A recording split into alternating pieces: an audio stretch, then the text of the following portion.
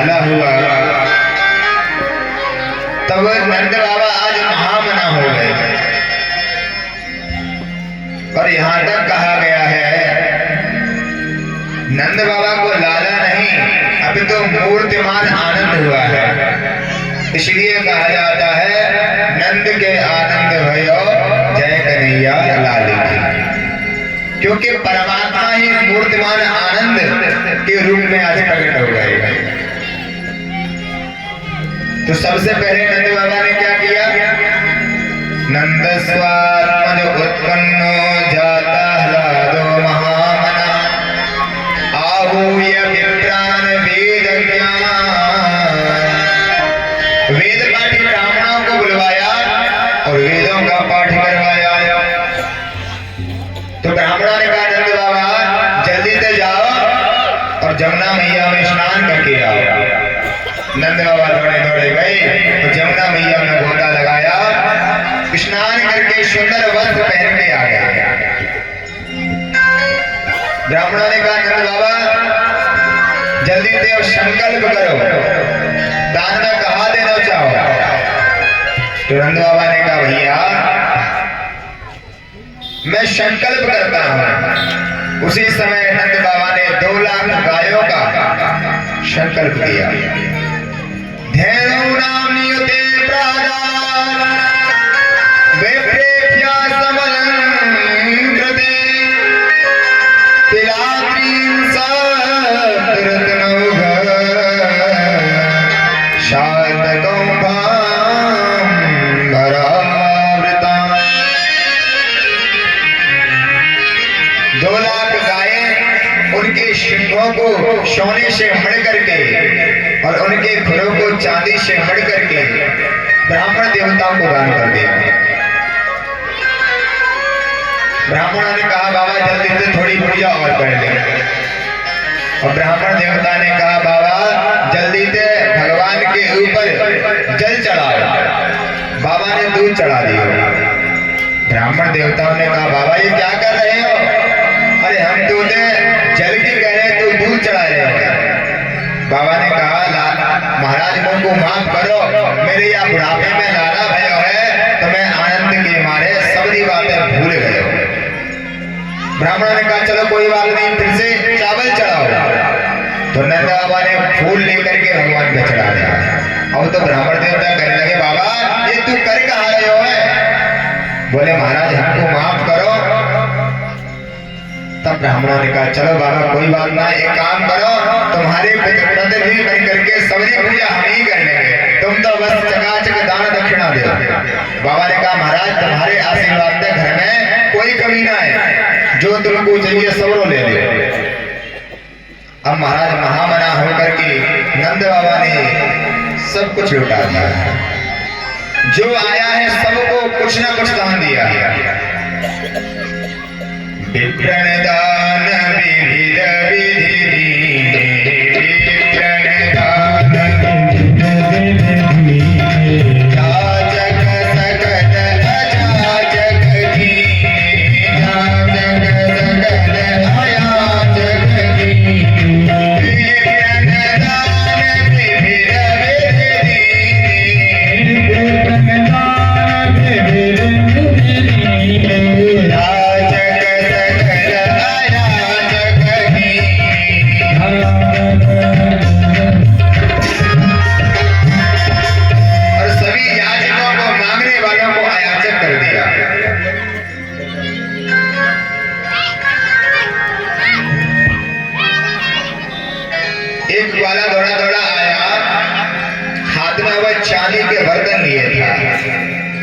तो रास्ते में दूसरा मिल गया।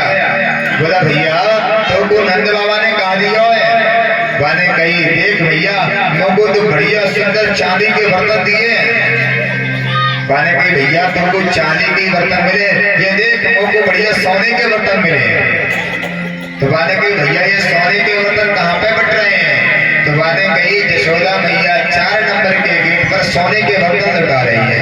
तो बाने वही चांदी के बर्तन फेंक दिए और सोने के बर्तन लेने के लिए चला गया।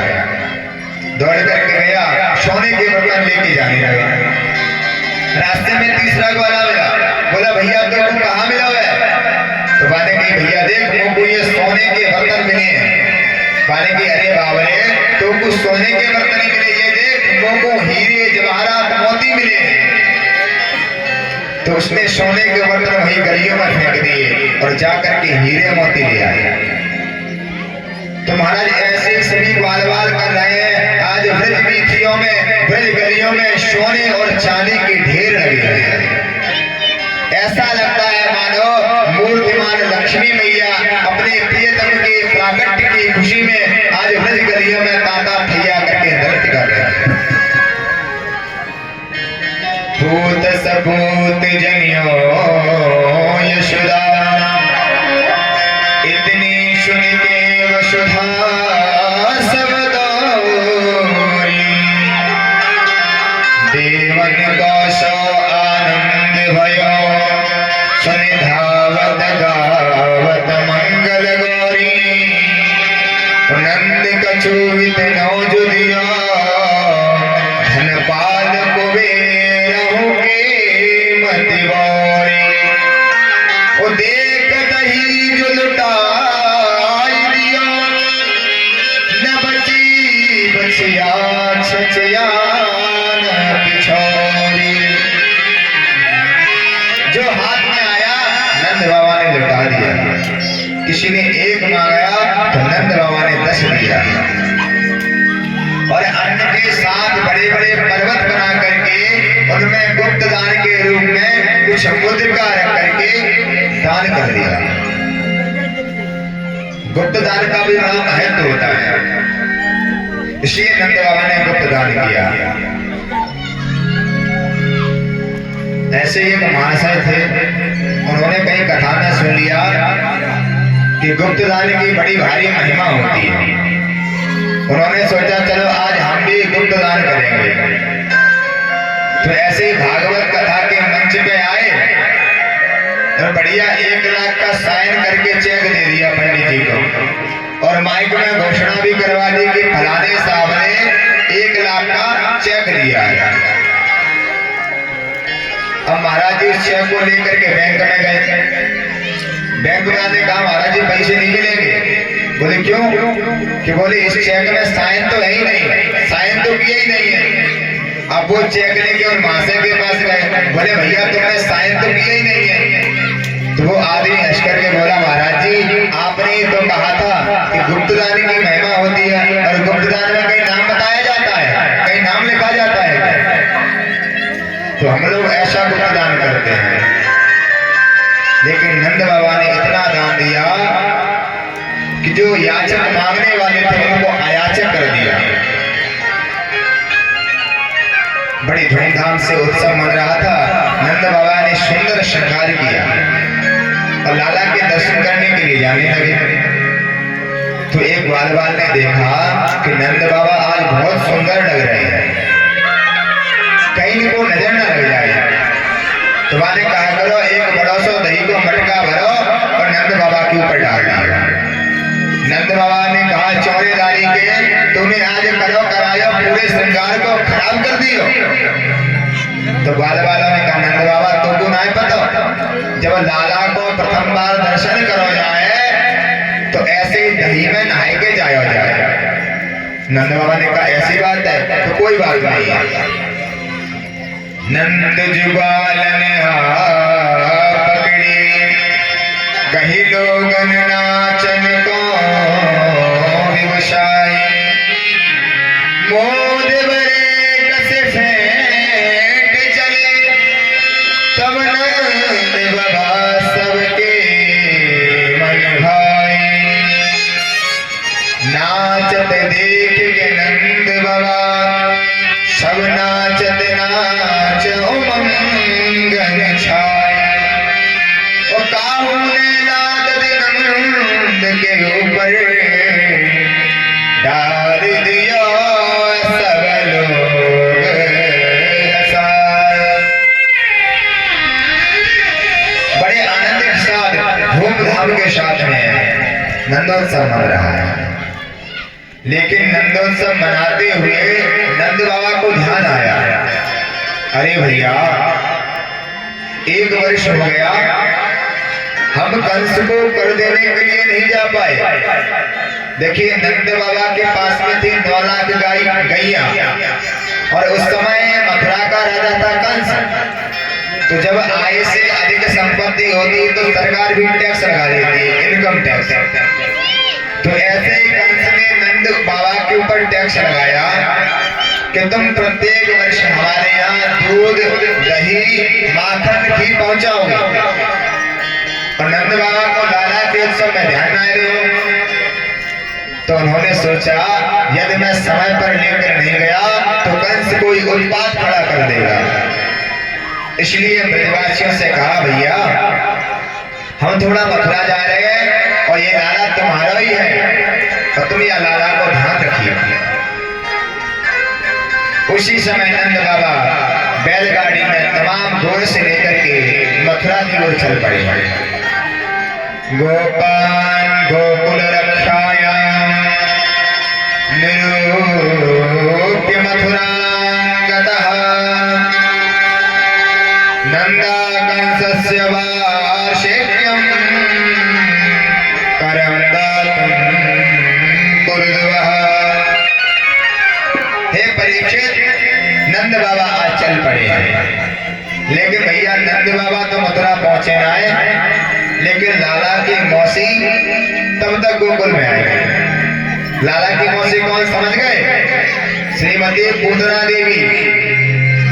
क्योंकि कंस घबराया तो पूतना ने समझाया कि भैया तुम चिंता मत करो, ब्रज में जो भी छोटे छोटे बालकों ने जन्म लिया होगा मैं सबको खत्म कर दूंगा।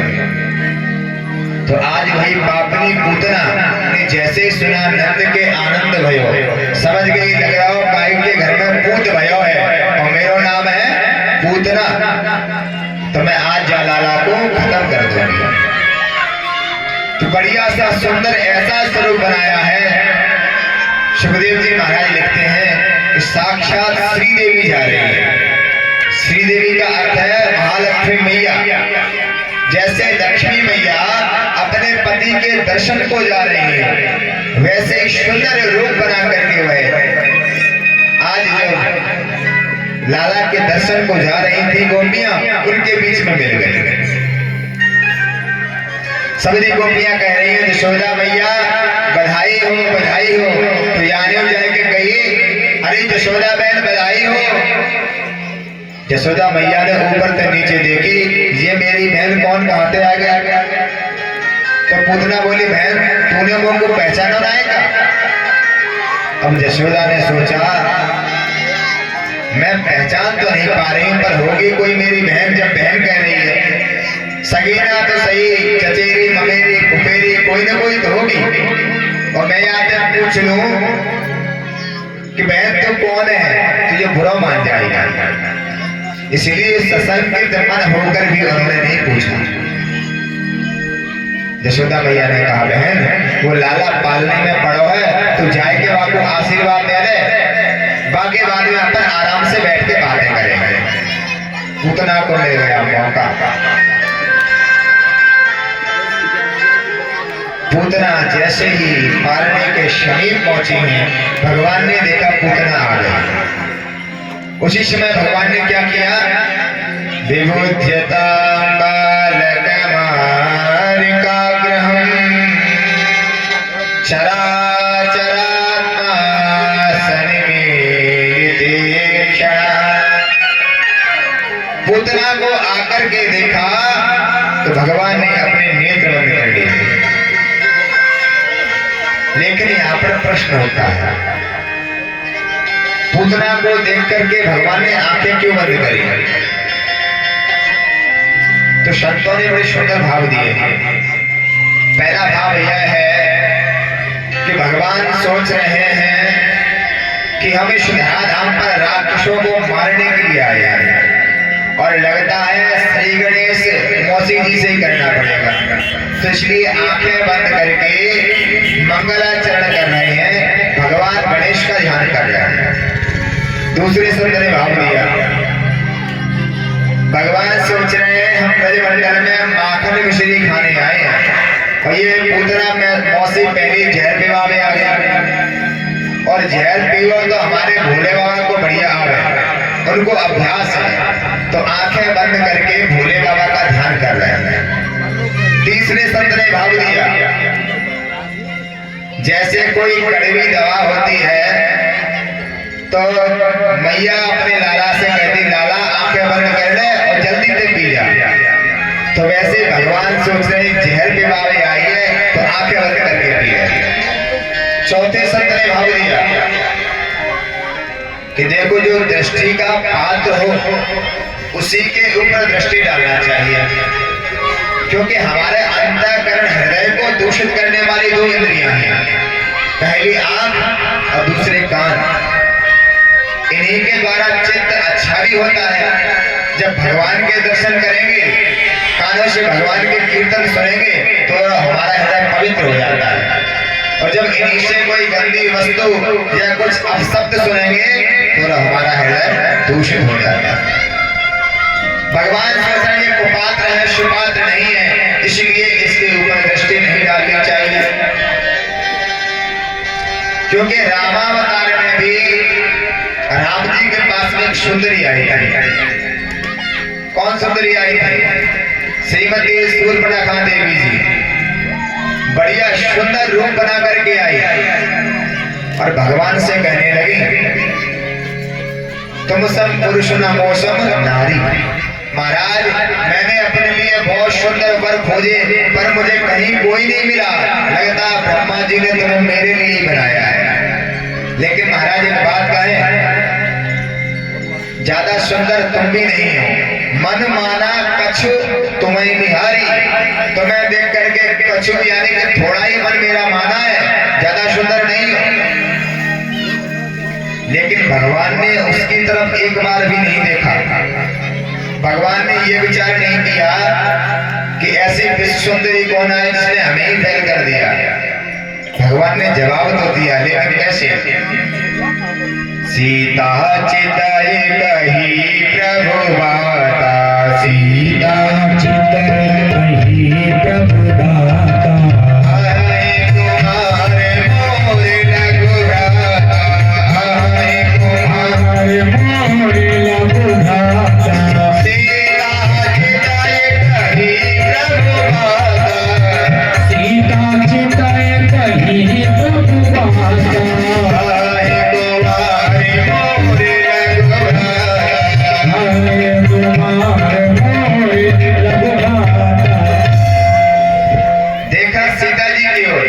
जवाब दिया शूर्पणखा। तो कहने का तात्पर्य यही है कि कुपात्र के ऊपर दृष्टि कभी नहीं डालना चाहिए। एक और भाव दिया,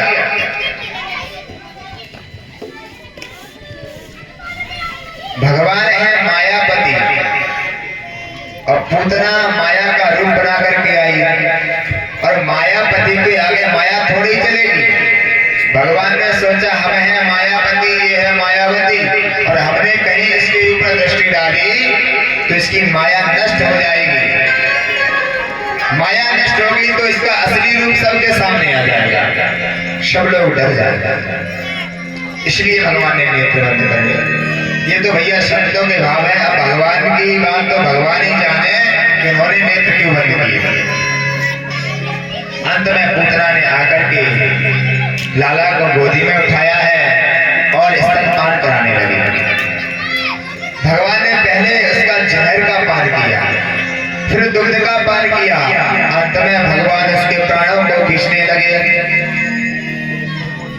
जैसे प्राणों को खींचना प्रारंभ किया है वह घबराई, उसने सोचा अब तो मैं मरने वाली हूं, चिल्ला करके बोली लाला मुझे छोड़ दो, लेकिन भगवान ने नहीं छोड़ा।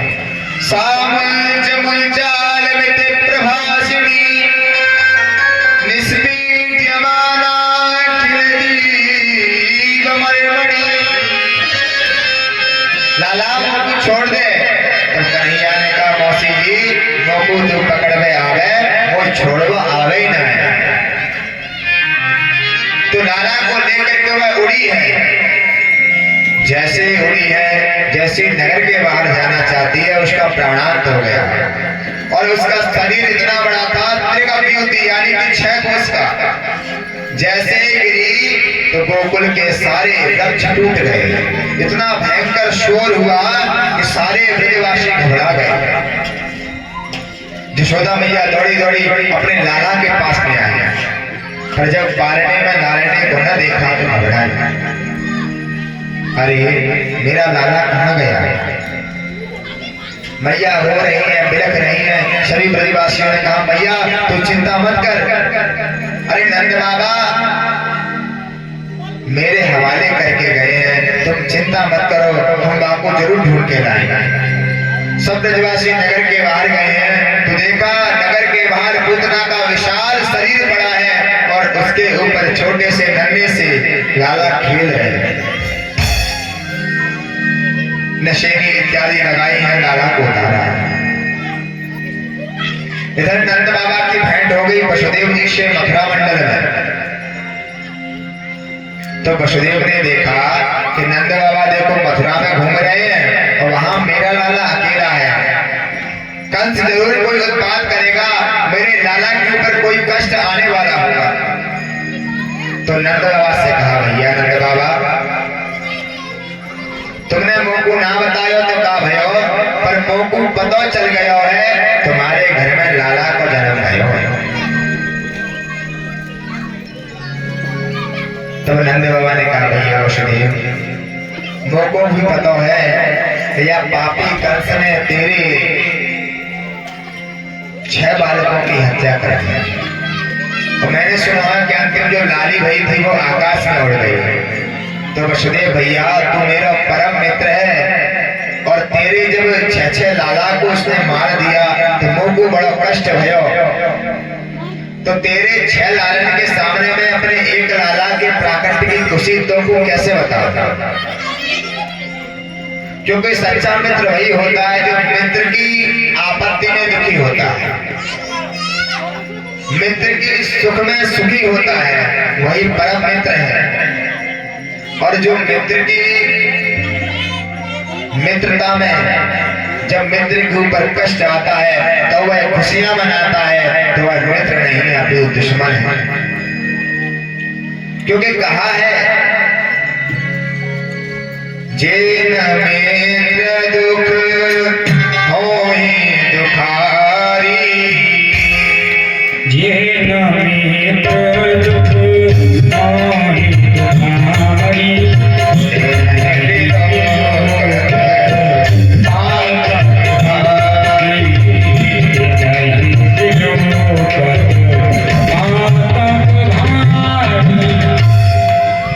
जो मित्र की दुख में दुखी नहीं होते हैं उनको बड़ा भारी पाप लगता है। वसुदेव ने कहा नंद बाबा चलो कोई बात ना है, मेरे भाग्य में जो लिखो सोई भयो। लेकिन नंद बाबा मोको लगे तेरे गोकुल में कोई बड़ा भारी उत्पात होने वाला है, या तू जल्दी से अपने घर को जा। नंद बाबा दौड़े दौड़े अपने घर की ओर आए और जैसे उन्होंने पूतना को देखा है तो सभी ब्रजवासियों से कहने लगे ब्रजवासियों मेरा मित्र वसुदेव बड़ा ज्ञानी है, उसने मोको पहले ही सचेत किया कि नंद बाबा जल्दी से अपने घर को जा, तेरे यहाँ कोई उत्पात है मारो है। अरे हम पहुंच भी ना पाए वाते पहले ये पूतना पापी आ गया। सबरे ब्रजवासी कहने लगे बाबा जे पूतना अपने घर में घुसी आई और अपने लाला को लेके उड़ गई, पर भगवान जाने ये कैसे मरी।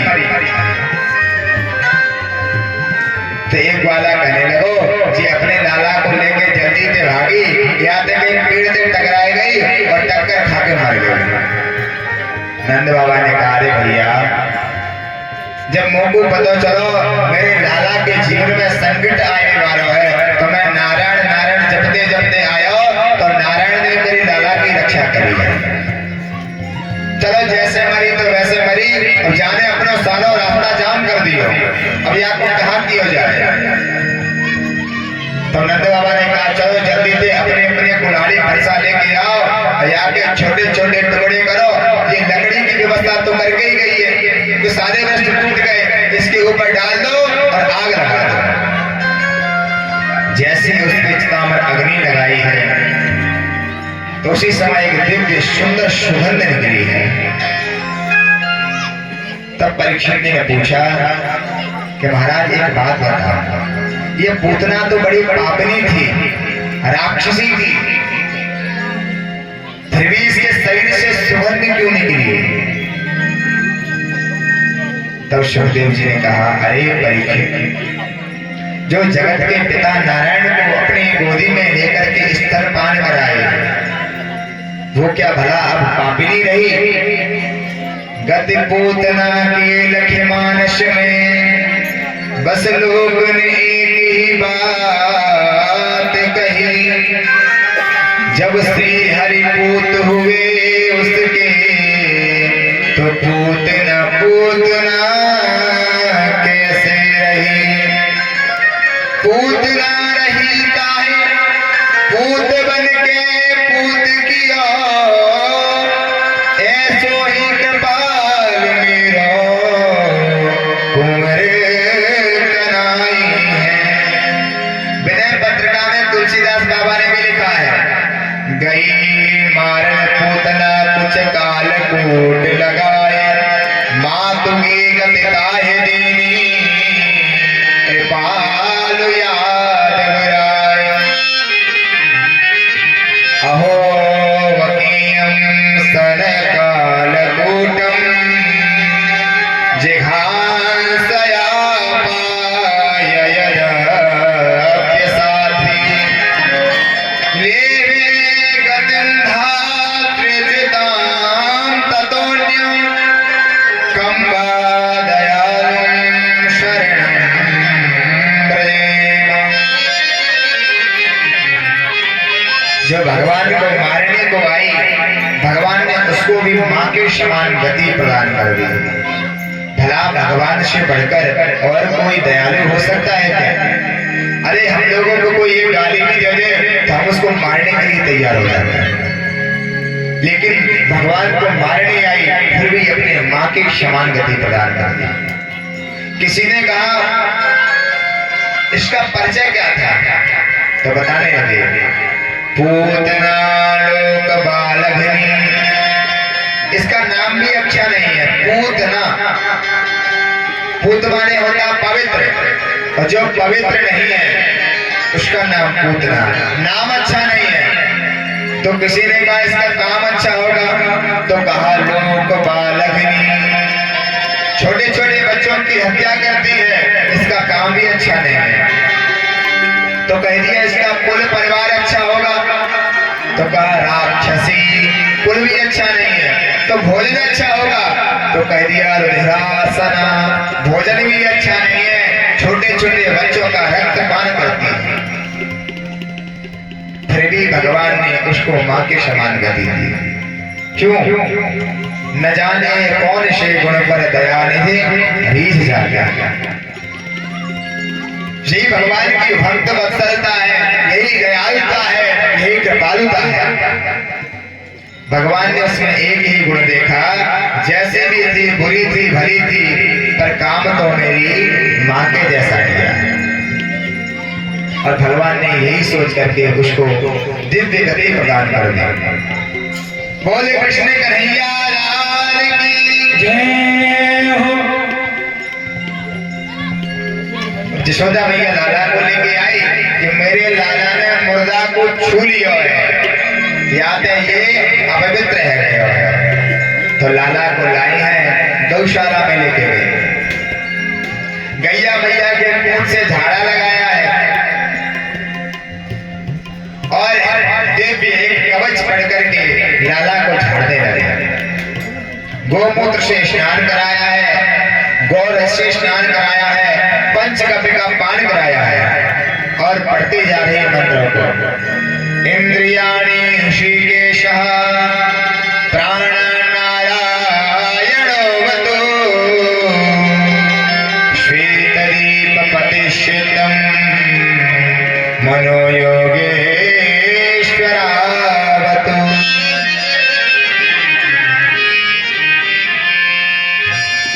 इस बाल कवच को पढ़ करके कोई मैया किसी के लाला को नजर लग जाए तो गौशाला में ले जाके गौमूत्र से वहां को स्नान करावे, और स्नान ना करावे तो गौमूत्र के छींटा लगा देवे। पर कौन सी गैया? गैया मैया देशी होना चाहिए। ये गैया मैया का महात्म्य है। पुनः धूमधाम से उत्सव मनने लगा। सभी देवता भगवान के दर्शन करने के लिए आ रहे हैं।